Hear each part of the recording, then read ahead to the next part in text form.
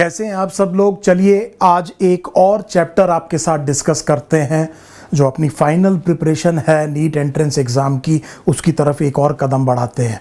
सो बड़ा important chapter मैं आज आपके साथ डिस्कस कर रहा हूँ। This is chapter 6 molecular basis of inheritance, class 12th NCERT। सो इस चैप्टर को मैंने ये NCERT अपने पास रखी है और देखिए मैं आज आपसे बहुत सारे क्वेश्चंस इसमें आपके सामने प्रेजेंट करूंगा और आप साथ के साथ उसके आंसर्स बोलते चलिए। बीच बीच में पॉज कर सकते हैं, वीडियो को देखिए, जो भी चीज़ आपसे पूछी जा रही है उसका आंसर आपको आता है कि नहीं आता है। So we are discussing molecular basis of inheritance. So this is chapter number 6 class 12th NCERT। हमेशा की तरह सबसे पहले हम ये देख लेते हैं कि इसमें से क्वेश्चंस कितने आते हैं। So it's a very very important chapter for your NEET entrance exam because we expect anything 4 और 5 क्वेश्चन, या तो 4 या 5 क्वेश्चन हम यहाँ से एक्सपेक्ट करते हैं। So that means it is important just for the sheer number of questions that are asked from this particular chapter. तो देखिए मैं आपकी NCERT पिक करता हूँ, शुरू करते हैं बराज ऑफ क्वेश्चंस और आप कोशिश कीजिए साथ में तेजी से आंसर देने की कोशिश कीजिए। सो 6.1 अगर आप देखें, अगर आपके पास NCERT है तो ये टॉपिक है द DNA, और इसमें 6.1.1 अगर आप देखें तो स्ट्रक्चर ऑफ पॉलीन्यूक्लियोटाइड चेन। तो पहली चीज़ तो ये देखिए कि ये जो लेंथ ऑफ DNA है इसका कंपैरिजन किया हुआ है डिफरेंट ऑर्गेनिजम्स में। Now try to remember this fact. सो एक फैक्ट शीट उठाइए, अभी उठाइए, और एक पेन उठाइए और इधर से देखिए कि किसके कितने बेस पेयर्स दिए हुए हैं और किस तरह से कोरिलेट हो रहा है ऑर्गेनिज्म और उनका जो साइज ऑफ DNA अवेलेबल है बेस पेयर के हिसाब से। सो पहला क्वेश्चन तो हमने यहीं पर देख लिया। उसके बाद में जब आप स्ट्रक्चर ऑफ पॉलीन्यूक्लियोटाइड चेन पर जाएंगे तो देखिए मैं आपसे कुछ क्वेश्चन पूछता हूं। मुझे बताइए कि पॉलीमर किसे कहते हैं। So what exactly is a polymer. क्या न्यूक्लिक एसिड एक पॉलीमर है, और अगर पॉलीमर है तो मुझे बताइए कि इसका कॉन्स्टिट्यूएंट मोनोमर किसे कहते हैं। सो पहला क्वेश्चन बड़ा आसान से हम शुरू करेंगे and let us see how many questions we can think about. So देखिए हमने कहा कि न्यूक्लिक एसिड अगर एक पॉलीमर है तो मुझे इसका मोनोमर बताइए। फिर अगर आपका आंसर न्यूक्लियोटाइड था तो मुझे ये बताइए कि DNA के न्यूक्लियोटाइड्स को क्या कहेंगे और RNA के न्यूक्लियोटाइड्स को क्या कहेंगे। फिर मुझे ये बताइए कि ये न्यूक्लियोटाइड किन दो चीज़ों का बना हुआ है। तो देखिए अगर हम नीचे जाएंगे तो आपको शब्द पता होना चाहिए, what is a nucleoside, phosphate group का क्या इंपॉर्टेंस है। उसके बाद में आपको ये पता होना चाहिए कि न्यूक्लियोसाइड किस चीज़ की बनी है, what is a pentose sugar and what are the nitrogenous bases. तो इस तरह से हमने देखा कि ये DNA किस चीज़ से बना हुआ है। पेंटोज शुगर 5 कार्बन की शुगर को कहते हैं। क्या आप डिफरेंस जानते हैं DNA में मिलने वाली पेंटोज शुगर को और RNA में मिलने वाली पेंटोज शुगर को। क्या आप एग्जाम में अगर ये बिल्कुल मॉलिक्यूल इसी फॉर्म में बना आ गया, डायग्राम बेस्ड क्वेश्चन आ गया, तो आप पहचान पाएंगे कि नहीं पहचान पाएंगे। क्या आप नाइट्रोजनस बेस के बारे में जानते हैं, प्यूरीन्स किसे कहते हैं, पायरिमिडीन्स कौन सी कहते हैं, DNA और RNA को किस पायरिमिडीन बेस के बेस पर डिफरेंशिएट किया जा सकता है।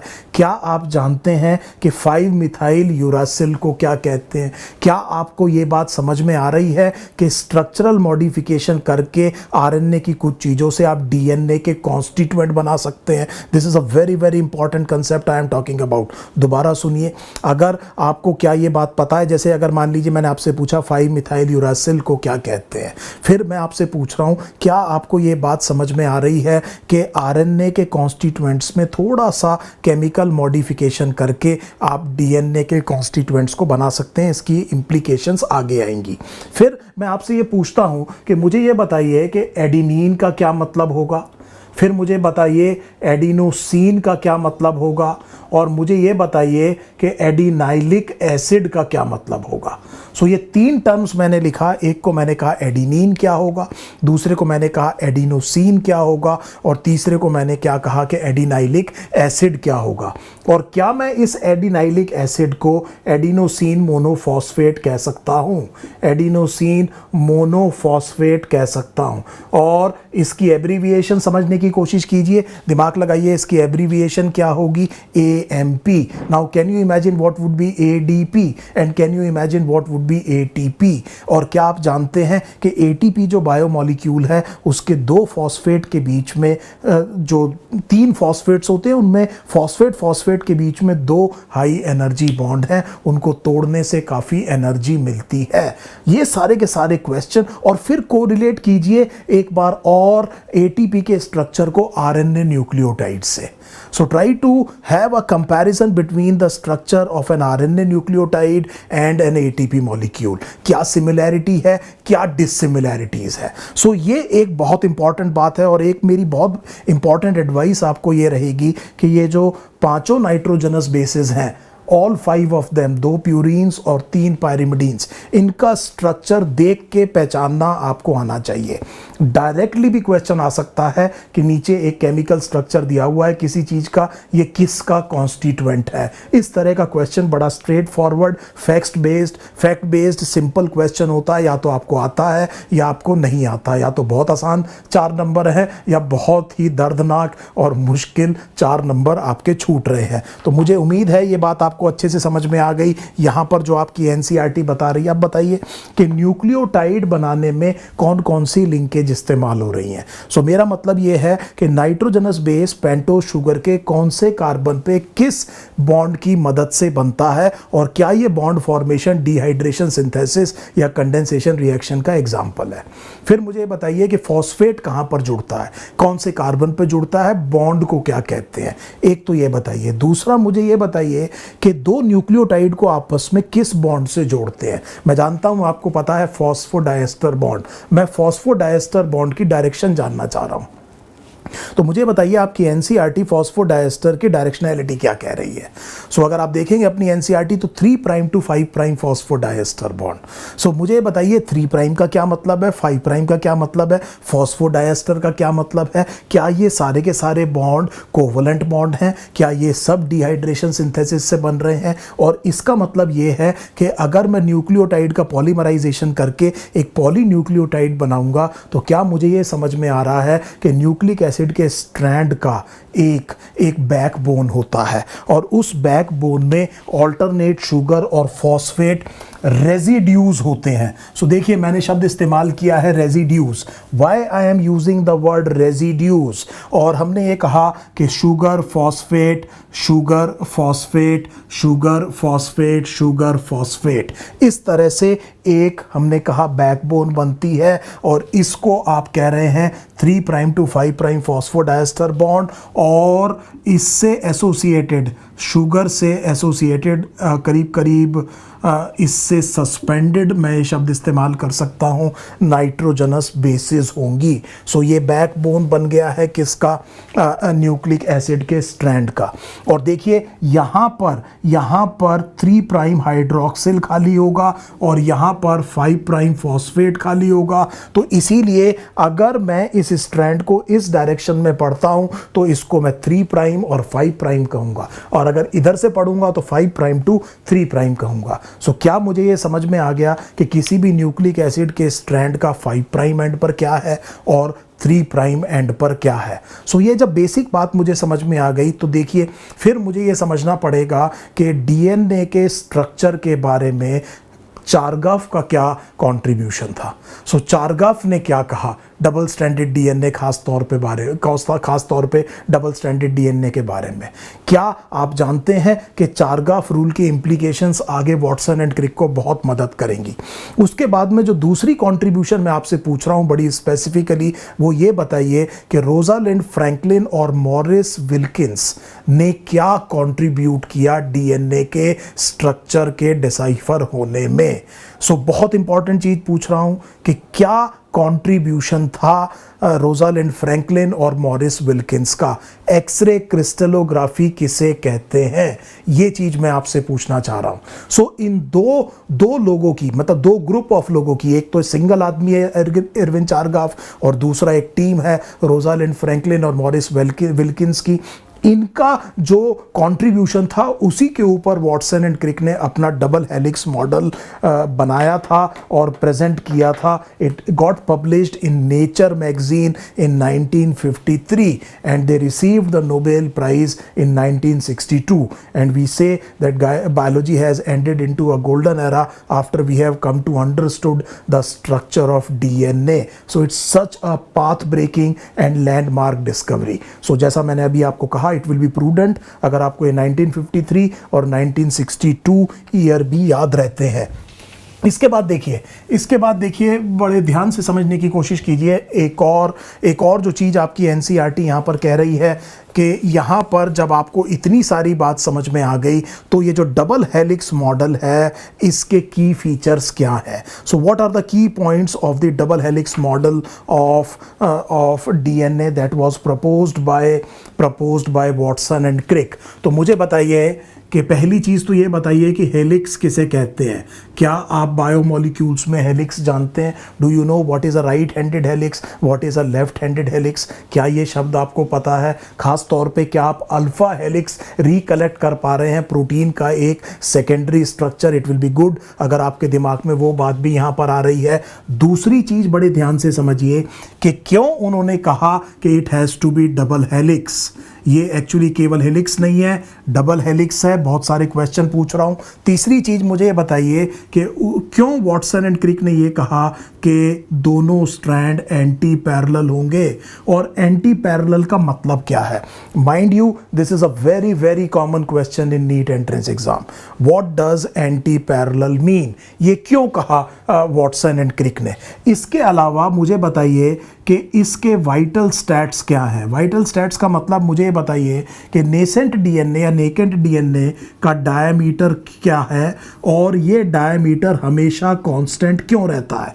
सो मुझे डायमीटर चाहिए नैनोमीटर में भी और डिग्री एंगस्ट्रॉम्स में भी. सो किसी में भी क्वेश्चन पूछा जा सकता है. तो मुझे बताइए डायमीटर कितना है. मुझे ये बताइए what is the pitch of the DNA.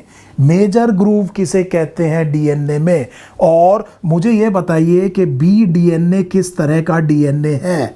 और क्या आप जानते हैं कि वॉटसन एंड क्रिक का मॉडल डीएनए का सेकेंडरी स्ट्रक्चर एक्सप्लेन कर रहा है. और आप जानते हैं कि पिच ऑफ द डीएनए में उसके बीच में बेसिकली 10 बेस पेयर्स हैं. और मुझे भी डीएनए की मैं बात कर रहा हूं. और मुझे एक और बताइए कि दोनों बेस पेयर के बीच में डिस्टेंस कितना है. एक तो ये चीज़ हो गई. और एक और पॉइंट, जब आप अपनी एनसीईआरटी का पेज पलटते हैं, यहाँ पर जब आप अपनी एनसीईआरटी का पेज पलटते हैं तो यहाँ पर एक और पॉइंट आता है. उस पॉइंट में ये आ रहा है कि they are stacked upon one another. तो ये जो है, जो प्लेन है एक बेस पेयर का, वो स्टैक होता है दूसरे बेस पेयर के ऊपर. इसकी वजह से क्या कुछ और हाइड्रोजन बॉन्डिंग की प्रोबेबिलिटी बनती है और उसकी वजह से क्या और स्ट्रक्चरल इंटीग्रिटी या स्ट्रक्चरल कॉम्पिटेंस मिलता है डीएनए मॉलिक्यूल को. और एक चीज़ जो मैंने लास्ट के लिए छोड़ दी है जिस पर अक्सर क्वेश्चन आता है वो ये है कि मुझे ये बताइए what exactly is complementary base pairing. Complementary base pairing क्यों कहते हैं? क्योंकि ये जान है डबल हेलिक्स मॉडल जो वॉटसन एंड क्रिक का दिया था, उसकी ये जान है, क्रक्स है उसका कि what exactly is complementary base pairing. Complementary base pairing में क्या कॉम्प्लीमेंट्री का मतलब आइडेंटिकल है. और ये कॉम्प्लीमेंट्री बेस पेयरिंग कितनी जगह हमें मदद करता है. नंबर 1 ये बताने में, मान लीजिए मैं आपको ये कहता हूं कि एक स्ट्रैंड ATGC इस तरह से है. सो देखिए 3 प्राइम टू 5 प्राइम मैंने कैसे लिखा है एक स्ट्रैंड को. क्या आप मुझे इसका कॉम्प्लीमेंट्री दूसरा स्ट्रैंड की सीक्वेंस बता सकते हैं? क्या आप मुझे बता सकते हैं कि कितने हाइड्रोजन बॉन्ड किस बेस पेयर में होते हैं? और क्या आप जानते हैं कि A और T के बीच में 2 हाइड्रोजन बॉन्ड होते हैं, डबल बॉन्ड नहीं है. So this is not a double bond. ये कॉमन मिस्टेक्स मैं आपको बता रहा हूं. और दूसरी चीज कि मान लीजिए मैं अगर आपको 2 डीएनए मॉलिक्यूल्स बताऊं, से फॉर एग्जांपल मैं 2 डीएनए मॉलिक्यूल्स लिखता हूं, लेट अस से 9 बेसिस लिख रहा हूं किसी एक स्ट्रैंड के ऊपर, 1 2 3 4 5 6 7 8 9, और एक और 1 2 3 4 5 6 7 8 9, और यहाँ पर मैं सीक्वेंस लिखता हूँ AATT और यहाँ पर लिखता हूँ GGCATGCAG। मान लीजिए ये भी 3 प्राइम टू 5 प्राइम है और ये भी 3 प्राइम टू 5 प्राइम है, तो दोनों डीएनए मॉलिक्यूल के कॉम्प्लीमेंट्री स्ट्रैंड्स क्या आपको समझ में आ रहे हैं। और इसके अलावा अगर आप वो double stranded DNA molecule visualize कर पा रहे हैं तो मुझे ये बताइए कि कौन सा हायर टेम्परेचर पे डीनेचर होगा और क्यों। इसके अलावा एक और क्वेश्चन जो आपसे पूछा जा सकता है वो ये है कि डबल स्ट्रैंडेड डीएनए में, किसी डबल स्ट्रैंडेड डीएनए के सैंपल में 23% थायमीन है, what will be the percentage expected for cytosine. और क्या आप यही fundamental single stranded DNA molecule के लिए या आरएनए मॉलिक्यूल के लिए भी लगा सकते हैं। सो ये सारे के सारे इंपॉर्टेंट क्वेश्चंस जो इंप्लीकेशंस हैं वाटसन एंड क्रिक के मॉडल पे, उस पर ये बहुत सारे क्वेश्चन बनते हैं। और finally please try to understand this very very important thing कि जो कॉम्प्लीमेंट्री बेस पेयरिंग रूल है और एंटी पैरेलल नेचर है डीएनए के दोनों स्ट्रैंड्स का, इसकी वजह से वाटसन एंड क्रिक के मॉडल को इतनी ज़्यादा महत्व इसलिए दिया जाता है क्योंकि इसकी वजह से Watson and Crick were able to propose a replicating mechanism of DNA molecule, क्योंकि डीएनए मॉलिक्यूल को कंटिन्यूटी मेंटेन करनी है रिप्रोडक्शन में। और उन्होंने ये कहा कि जो कॉम्प्लीमेंट्री बेस पेयरिंग रूल वो बता रहे हैं और एंटी पैरेलल नेचर जो बता रहे हैं दोनों स्ट्रैंड का डीएनए के डबल हेलिक्स में, उसकी वजह से उनको ये समझ में आ रहा था कि ये डीएनए किस तरह से रेप्लिकेट करना चाहिए। सो क्वेश्चन ये है कि ये प्रपोज किसने किया, और ये प्रपोज किसने किया, वाटसन एंड क्रिक ने। और आप इस मेथड को जानते हैं, इसे कहते हैं semi conservative mode of replication. और मुझे ये बताइए कि इसको बाद में प्रूव किसने किया। सो ये बहुत सारे क्वेश्चंस मैंने आपको इस केवल एक छोटी सी बात से कराया, 6.1.1 स्ट्रक्चर ऑफ न्यूक्लियोटाइड चेन। फिर हम एक और थोड़े सा पार्ट देखते हैं, पैकेजिंग ऑफ डीएनए हेलिक्स, और इस पैकेजिंग का मतलब क्या है और वो चीज और हम इस पर्टिकुलर वीडियो में देखेंगे। सो मेरा एंडेवर ये रहेगा कि मैं छोटे छोटे कई सारे वीडियोस आपके साथ बनाऊं ताकि number of questions as far as possible cover हो जाए। सो अगर हम पैकेजिंग ऑफ डीएनए की बात करते हैं तो मुझे बताइए कि पैकेजिंग का मतलब क्या है। मुझे ये बताइए कि आपके सोमैटिक सेल में टोटल डीएनए की लेंथ एक्सपेक्टेड कितनी है, कितने बेस पेयर हैं आपके जीनोमिक डीएनए में। सो देखिए मैं अलग अलग क्वेश्चन पूछ रहा हूं। एक तो मैं पूछ रहा हूं सोमैटिक सेल में टोटल डीएनए की लेंथ कितनी एक्सपेक्टेड है, एक मैं आपसे पूछ रहा हूं कितने बेस पेयर हैं जीनोमिक डीएनए में। सो ये बहुत इंपॉर्टेंट चीजें हैं, थोड़ा सा नुआंस समझने की कोशिश कीजिए। और मुझे इस डीएनए को, इतने लंबे डीएनए को पैकेज करना है और पैकेज करके सेल के अंदर रखना है। और अगर ये यूकैरियोटिक सेल है तो ना केवल सेल के अंदर रखना है बल्कि न्यूक्लियस के अंदर रखना है। सो इस चीज को मैं, इसकी लेंथ को कम करूंगा लेकिन जो रिजल्टेंट डायमीटर है वो बढ़ता जाएगा, इसको हम कह रहे हैं पैकेजिंग। अब मेरे को कुछ सवाल आपसे पूछने हैं। मुझे बताइए कि डीएनए की पैकेजिंग में लोअर लेवल पर हिस्टोन और हायर लेवल ऑफ पैकेजिंग पे नॉन हिस्टोन प्रोटीन्स इस्तेमाल होते हैं। क्या आपको खास तौर पे हिस्टोन प्रोटीन्स के बारे में पता है कि ये किस तरह के प्रोटीन्स हैं, एसिडिक हैं कि बेसिक हैं, नेगेटिवली चार्ज्ड हैं कि पॉजिटिवली चार्ज्ड है, कौन से अमीनो एसिड्स इनमें रिच है, और क्या राशनेल है कि हिस्टोन प्रोटीन्स को इस्तेमाल किया जाता है डीएनए के पैकेजिंग में। डीएनए की कौन सी प्रॉपर्टीज इनके कॉम्प्लीमेंट्री है, सिमिलर नहीं कह रहा हूं, कॉम्प्लीमेंट्री है। और क्या आपको यह भी पता है कि H1, H2A, H2B और H3 और H4 ये 5 तरह के हिस्टोन्स होते हैं, इनसे कोर पार्टिकल बनता है और ये लिंकर डीएनए को पकड़ने में मदद करता है और क्रोमोसोम की और डीएनए की फोल्डिंग में भी मदद करता है। सो ये हिस्टोन प्रोटीन्स के बारे में क्वेश्चन आपसे पूछा जा सकता है। देखिए अगर आपको बायोलॉजिकल क्लासिफिकेशन याद आ रहा है तो याद रखिए कि क्या प्रोकैरियोट्स में हिस्टोन मिलते हैं, क्या आर्की बैक्टीरिया में कुछ इस तरह की चीज हो सकती है? क्या प्रोकैरियोट्स में डीएनए पैकेज होता है कि नहीं होता है, और अगर पैकेज होता है तो क्या इस्तेमाल होता है? सो ये एक कंपैरिजन आपको यहाँ पर यूकैरियोट्स और प्रोकैरियोट्स का अपने दिमाग में रखना चाहिए। उसके बाद में मुझे ये बताइए कि what exactly is a chromatin? Chromatin किसे कहते हैं? What is the term chromatin? What does it mean? Exactly मुझे बताइए कि आप कंफर्टेबल हैं। क्रोमैटिन किसे कहते हैं, क्रोमैटिड किसे कहते हैं, क्रोमोसोम किसे कहते हैं? ये जो तीनों शब्द हैं, are you absolutely sure about it? फिर मुझे ये बताइए कि इस ऑर्गेनाइजेशन का क्या मतलब है, न्यूक्लियोसोम। और मुझे ये बताइए कि न्यूक्लियोसोम फॉर्मेशन में कितने बेस पेयर कोर के चारों तरफ और कितने बेस पेयर लिंकर डीएनए में होते हैं, और टोटल एक न्यूक्लियोसोम में कितने बेस पेयर्स होते हैं?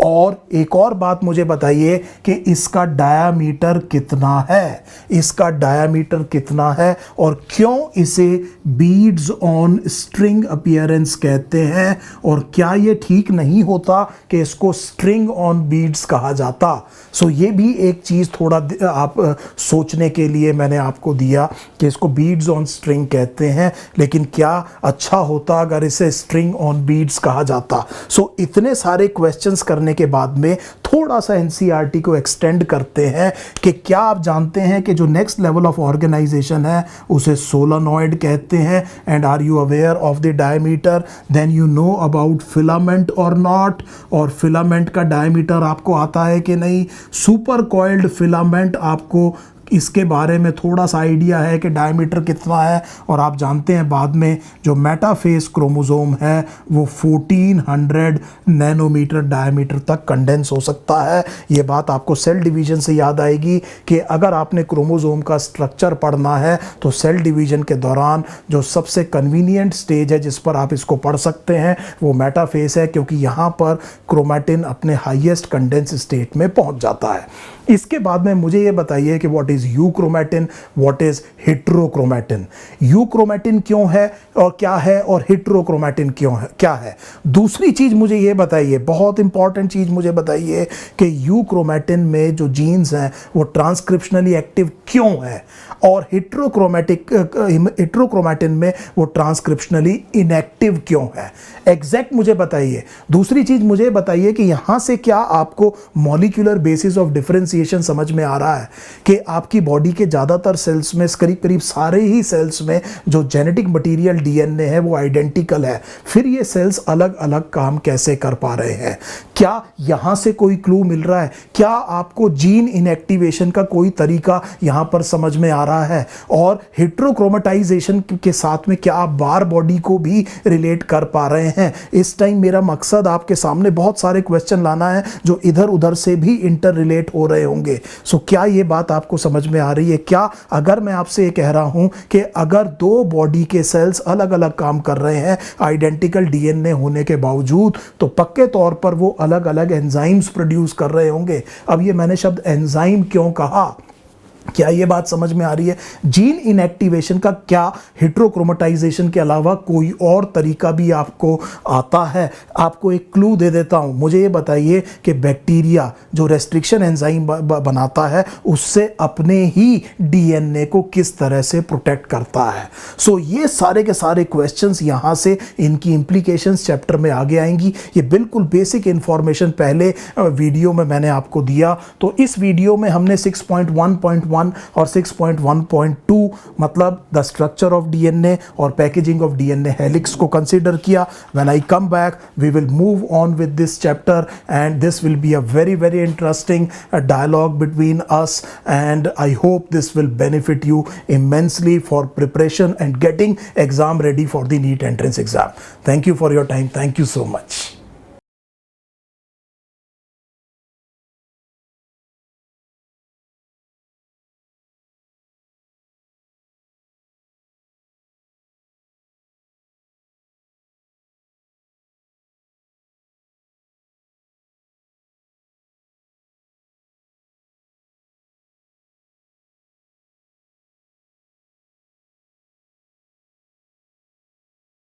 प्ले स्टोर पे जाइए, नीट प्रेप टाइप करिए और नीट प्रेप का ऐप इंस्टॉल कीजिए और आज ही मास्टर क्लास से प्रैक्टिस करना चालू करिए।